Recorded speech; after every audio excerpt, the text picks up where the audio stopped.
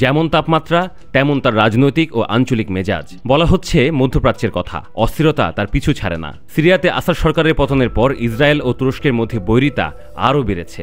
সিরিয়াতে এই দুই দেশের স্বার্থের দ্বন্দ্ব সম্ভাব্য সংঘাতে পরিণত হওয়ার আশঙ্কা তৈরি হয়েছে।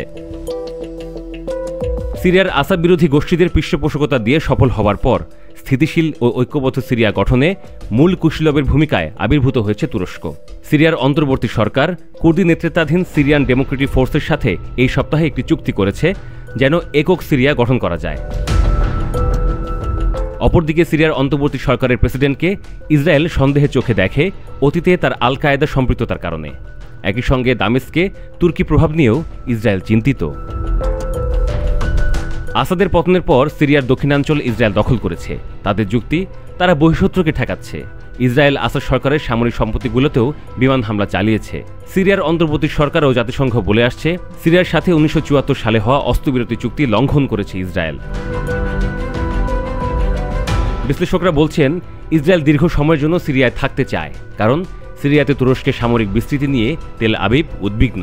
আল শারা ও ইসলামী গোষ্ঠীগুলোর সঙ্গে আল শারার সম্পৃক্ততা ইসরায়েলকে জিহাদি হুমকি হিসেবেও অস্বস্তি দিচ্ছে।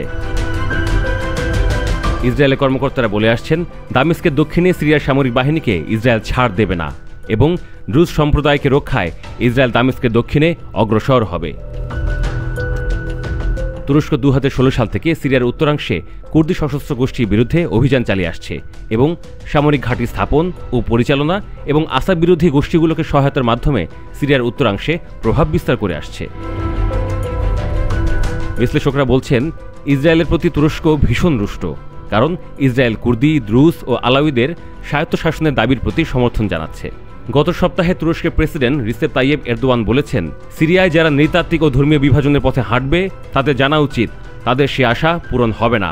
সে সময় সিরিয়া উপকূলে আসাদ সমর্থক গোষ্ঠীগুলোর সাথে তুরস্ক সমর্থিত সিরিয়ার সরকারি বাহিনীর মধ্যে পাল্টা হামলায় কয়েকশো বেসামরিক নাগরিক নিহত হয়েছিলেন। আসাদ সমর্থকদের হামলাকে সে সময় এরদোয়ান আঞ্চলিক অখণ্ডতা ও সামাজিক স্থিরতার উপর হামলা বলে মন্তব্য করেছিলেন। ইসরায়েলের উপপররাষ্ট্রমন্ত্রী পাল্টা মন্তব্যে জানান, ইসলামী জিহাদি সন্ত্রাসী গোষ্ঠী জাতিগত নিধনে নেমেছে। ইসরায়েল ও তুরস্কের মধ্যে সম্পর্ক একসময় ভালোই ছিল, কিন্তু তুরস্কের প্রেসিডেন্ট রিসেপ তাইয়েব এরদোয়ানের 2 দশক টানা ক্ষমতায় থাকাটা দুই দেশের সম্পর্কে চিড় ধরিয়েছে। ইসরায়েল এরদোয়ানের উপর ক্ষিপ্ত, কারণ এরদোয়ান ইসরায়েলের বিরুদ্ধে লড়াইয়ে হামাসকে সহযোগিতা করে আসছে। গাজায় ইসরায়েলের ক্রমাগত আক্রমণের পর থেকে তুরস্ক ইসরায়েলের সাথে বাণিজ্যিক সম্পর্ক ছিন্ন করেছে এবং জাতিসংঘের বিচারিক আদালতে মানবতাবিরোধী অপরাধে ইসরায়েলের বিরুদ্ধে দক্ষিণ আফ্রিকার করা মামলায় যোগ দিয়েছে।